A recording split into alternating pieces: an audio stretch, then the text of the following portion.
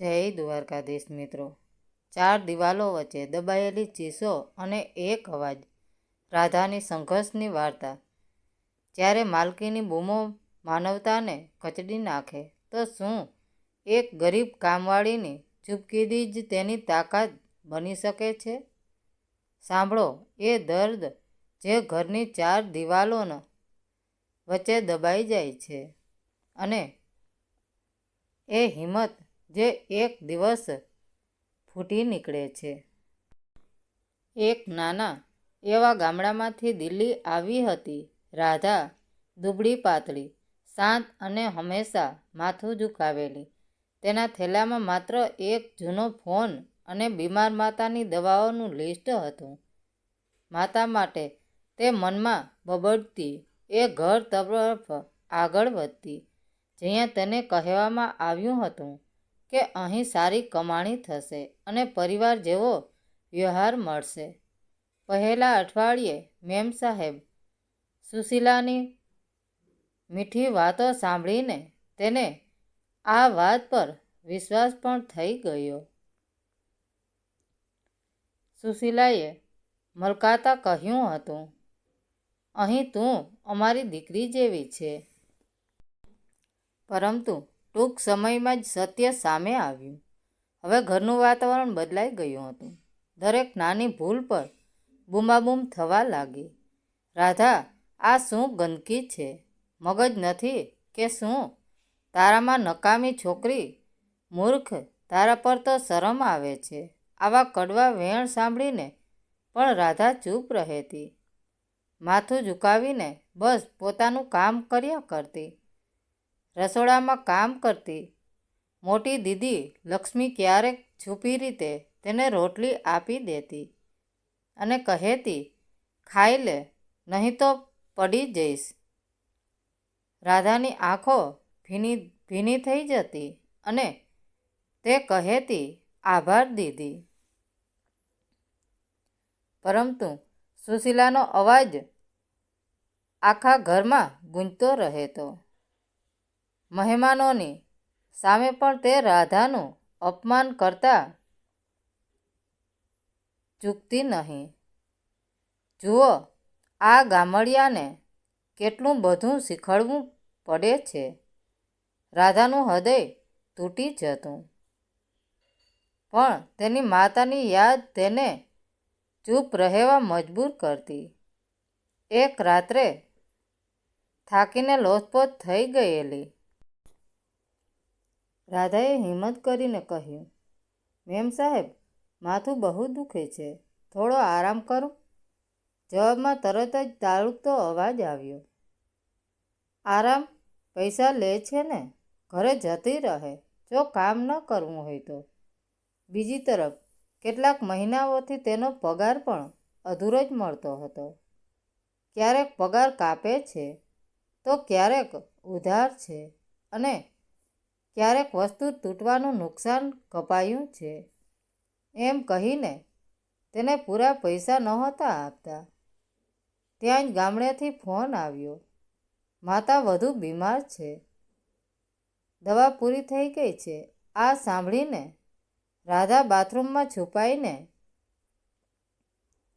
ધ્રુસકે ને ધ્રુસકે રડી, પણ એ રડવાનું હવે તેના સંઘર્ષની શરૂઆત હતી।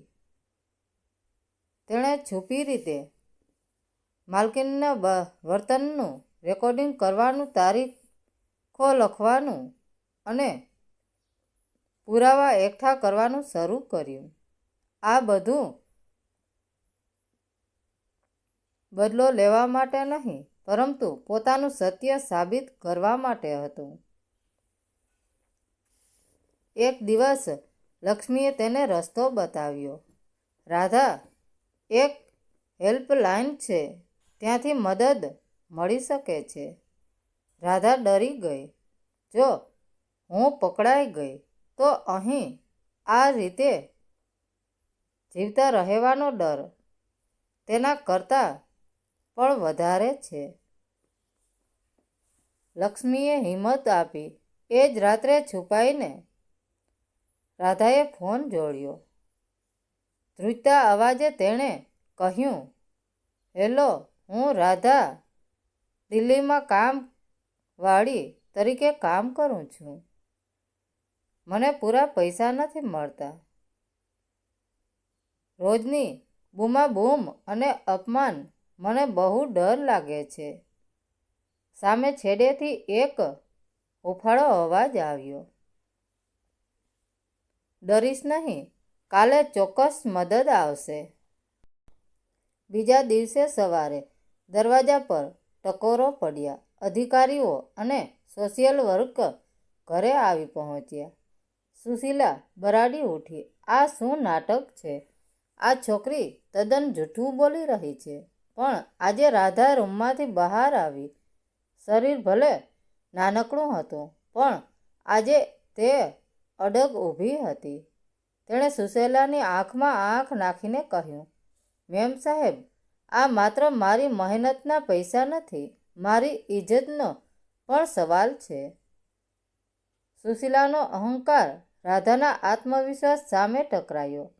તેણે પોલીસ અને સોશિયલ વર્કરને પણ ફોડી લેવાનો પ્રયાસ કર્યો. તમે લોકો જાણતા નથી આ નોકરાણીઓ કેવી હોય છે. ચોરી કરી હશે એટલે હવે બચવા માટે નાટક કરે છે. સુશીલાએ પોતાનો બચાવ કરતા કહ્યું. પરંતુ ત્યાં આવેલી મહિલાઓ અધિકારીએ સુશીલાના હાથના ઈશારાથી શાંત રહેવાનું કહ્યું અને રાધા તરફ ફરીને પૂછ્યું, બેટા, તારી પાસે શું પુરાવા છે? રાધાએ ધ્રુજતા હાથે પોતાના થેલામાંથી એક નાનકડી ડાયરી અને પેલો જૂનો ફોન કાઢ્યો. ડાયરીમાં તેણે છેલ્લા 6 મહિનામાં કઈ તારીખે કેટલો પગાર કપાયો, કયા દિવસે કયું નુકસાન ગણાવીને પૈસા ઓછા આપ્યા, તેની વિગતવાર નોંધ કરી હતી. અને પછી તેણે ફોનમાં સેવ કરેલું એક રેકોર્ડિંગ પ્લે કર્યું.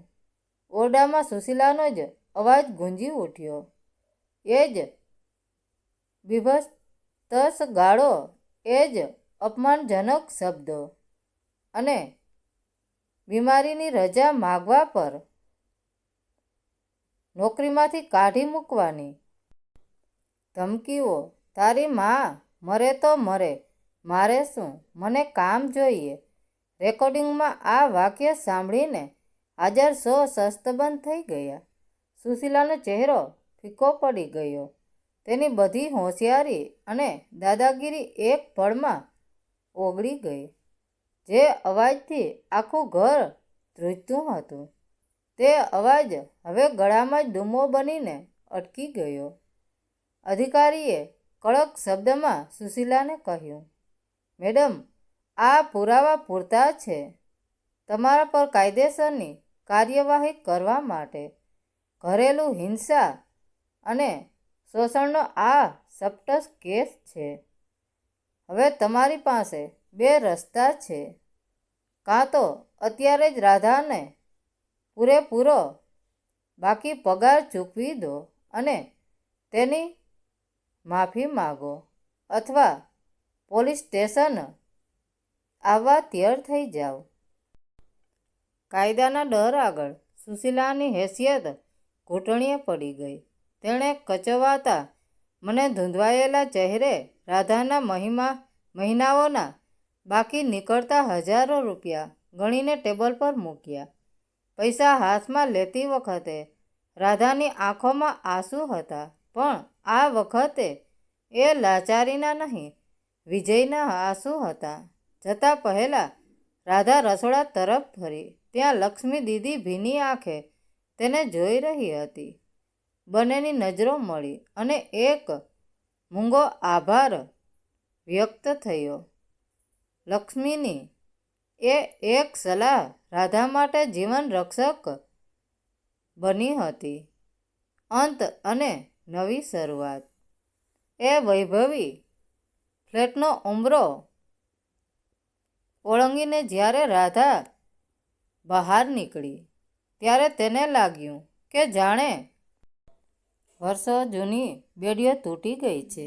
દિલ્હીની ભીડભાડવાળી સડકો આજે તેને ડરામણી નહીં પણ આઝાદ લાગી રહી હતી. તે સીધી બસ સ્ટેશન પહોંચી, ગામની બસ પકડી અને રસ્તામાં જ માતા માટે જરૂરી બધી દવાઓ ખરીદી લીધી. જ્યારે તે ગામના પોતાના કાચા મકાને પહોંચી ત્યારે તેની માતા ખાટલામાં સૂતી હતી. રાધાને જોઈને માની નિસ્તેજ આંખોમાં ચમક આવી ગઈ. રાધા દોડીને માને ભેટી પડી. માં, હું આવી ગઈ. તારી દવા પણ લાવી છું. હવે તારે ચિંતા કરવાની જરૂર નથી. રાધાએ માના માથે હાથ ફેરવતા કહ્યું. માએ ધ્રુજતા હાથે દીકરીનો ચહેરો પકડ્યો અને કહ્યું, તું બહુ દુબળી થઈ ગઈ છે બેટા. રાધા હસી પડી. એ હાસ્યમાં એક સંતોષ હતો. તેણે એક યુદ્ધ જીત્યું હતું, માત્ર પૈસાનું નહીં પણ આત્મસન્માનનું. શું શીખ મળી? 4 દિવાલો વચ્ચે દબાયેલી એ ચીસ આખરે એક અવાજ બનીને બહાર આવી હતી. રાધાની ચૂપકીદી તેને નબળાઈ નહોતી પણ એ જ્વાળામુખી પહેલાંની શાંતિ હતી. તેની હિંમતે સાબિત કર્યું કે ગરીબી મજબૂરી હોઈ શકે છે પણ લાચારી નહીં. જ્યારે શોષણ હદ વટાવી જાય છે ત્યારે ડરને બાજુ પર મૂકીને અવાજ ઉઠાવવો જ એકમાત્ર રસ્તો બચે છે. રાધાની આ સંઘર્ષ કથા બંધ દરવાજા પાછળ પીડાતી અસંખ્ય મહિલાઓ માટે એક ઉદાહરણ બની રહી. મિત્રો, વાર્તા કેવી લાગી? સારી લાગી હોય તો કોમેન્ટ કરીને જરૂર જણાવજો. ધન્યવાદ મિત્રો. રાધે રાધે. જય દ્વારકાધીશ.